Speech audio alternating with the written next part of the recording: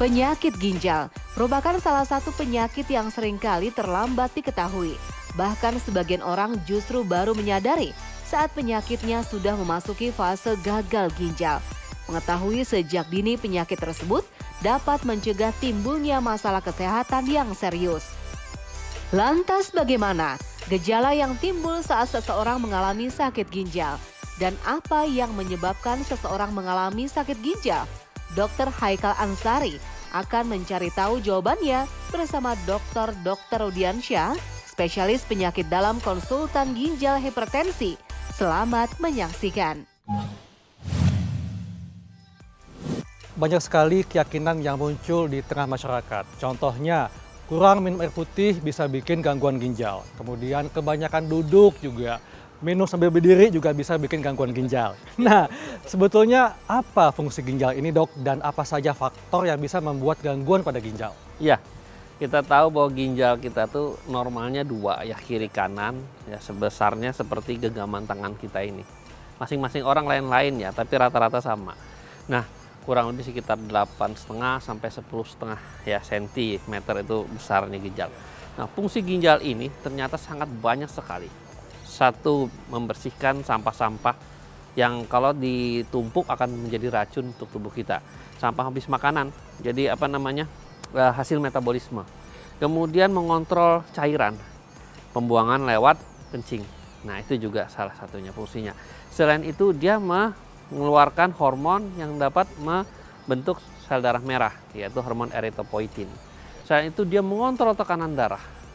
Kemudian menyelaraskan keasaman dan basa dari tubuh kita. Selain itu juga dia berfungsi membersihkan elektrolit seperti garam-garam ya di dalam tubuh kita. Jadi mengontrol yang kelebihan dibuang, yang kekurangan nanti diasup dari tubuh kita. Nah, ini fungsi-fungsi yang banyak sekali dari ginjal. Masih banyak lagi fungsi yang lain ya. Nah, yang beda tadi yang duduk lama. Kenapa duduk lama bisa menyebabkan sakit ginjal? Itu duduk lama artinya dia mungkin tidak buang air kecil.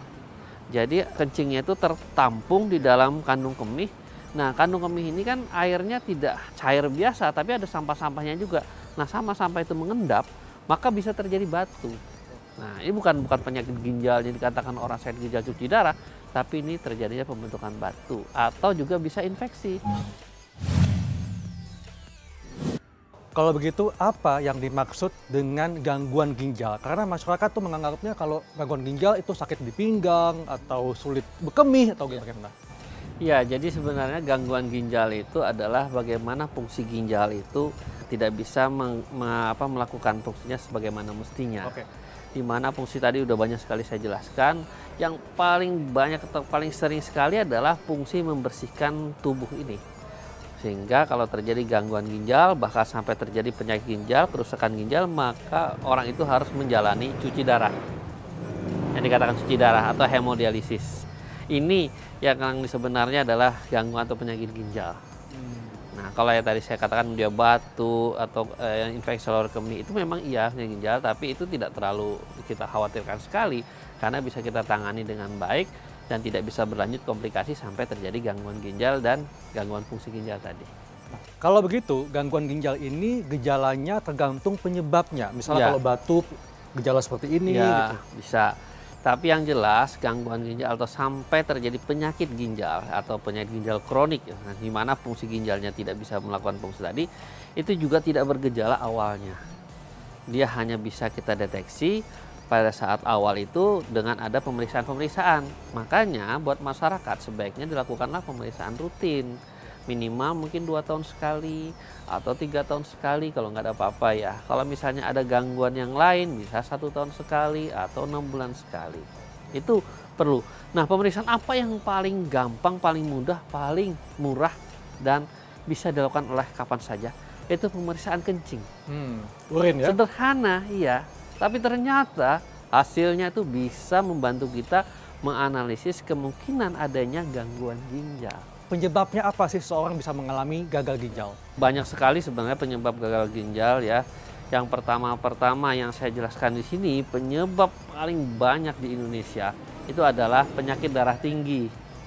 Jadi orang yang terkena darah tinggi Apabila tekanan darahnya tidak dikontrol, maka tekanan darah yang tinggi ini akan merusak ginjalnya karena aliran darah ke ginjal sangat tinggi dan itu akan merusak sel-selnya. Yang kedua adalah penyakit kencing manis yang gulanya tidak terkontrol, gulanya akan banyak nempel-nempel di sel-sel ginjal, di pembuluh darah sebagainya hingga terganggu aliran dan terganggu sel ginjalnya dan rusak. Yang lainnya penyebabnya sama seperti yang pertama, ada batu. Batu bisa merupakan sumbatan, bisa juga menyebabkan infeksi, ada prostat, ada kanker, ada gangguan ginjal yang bawaan atau turunan, misalnya ada polikistik di ginjal tersebut, kista ya, kista.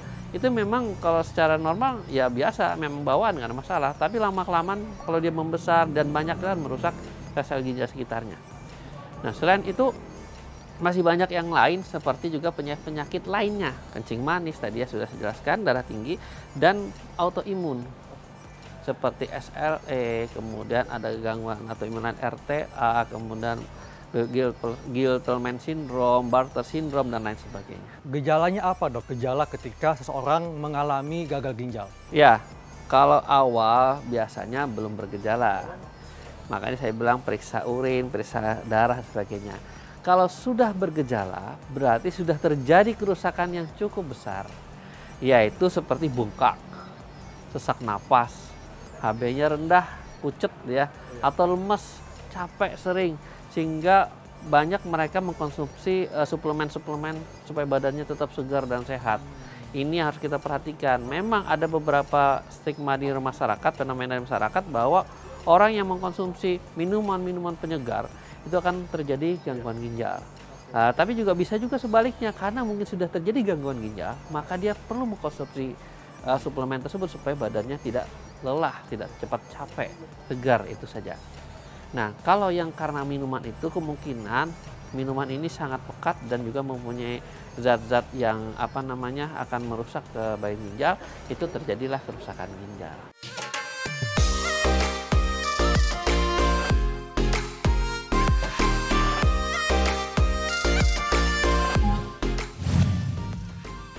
Dok, apakah setiap orang yang sudah mengalami gagal ginjal harus menjalani cuci darah? Jadi namanya gagal ginjal itu ada beberapa tahap, yaitu ada tahap 1, 2, 3, 4, 5. Di tahap 3 ini memang terbagi dua lagi, A dan B.